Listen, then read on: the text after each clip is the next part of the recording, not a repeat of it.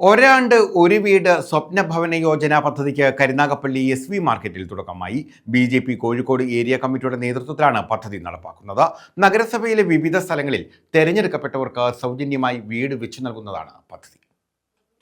Bharatiya Janata party Kozhikode area കമ്മിറ്റിയുടെ നേതൃത്വത്തിൽ കരുനാഗപ്പള്ളി നഗരസഭയിലെ വിവിധ സ്ഥലങ്ങളിൽ തെരഞ്ഞെടുക്കപ്പെട്ടവർക്ക് സൗജന്യമായി വീട് നിർമ്മിച്ചു നൽകുന്ന പദ്ധതിക്കാണ് തുടക്കം കുറിച്ചത്. ഒരാണ്ട് ഒരു വീട് സ്വപ്ന ഭവന യോജന പദ്ധതിയുടെ പ്രവർത്തനങ്ങൾ BJP സംസ്ഥാന വൈസ് പ്രസിഡന്റ് ശോഭാ സുരേന്ദ്രൻ ഉദ്ഘാടനം ചെയ്തു.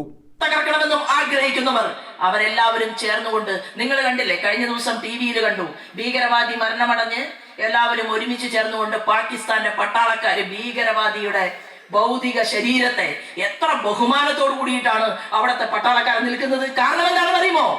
ഭീകരവാദിയെ ബഹുമാനിച്ചില്ലെങ്കിൽ പാകിസ്ഥാനിലെ ധനകാര്യ വകുപ്പ് മന്ത്രിയോ വിദേശകാര്യ വകുപ്പ് മന്ത്രിയോ അല്ലെങ്കിൽ പാകിസ്ഥാനിലെ ഒരൊറ്റൊരുത്തരും ബാക്കി ഉണ്ടാവില്ല. കാരണം ഭീകരവാദി തീരുമാനിക്കും ആര് ജീവിക്കണം, ആര് മുന്നോട്ട് പോകണം. അതുകൊണ്ടാണ് കയ്യും കെട്ടിക്കൊണ്ട് ആ ഭീകരവാദ സംഘടനകളുടെ തലതൊട്ടപ്പന്മാരുടെ മുന്നിൽ വിറങ്ങലിച്ച് നിൽക്കുകയാണ് പാകിസ്ഥാനിലെ ജനപ്രതിനിധികൾ എന്നുള്ളതാണ്.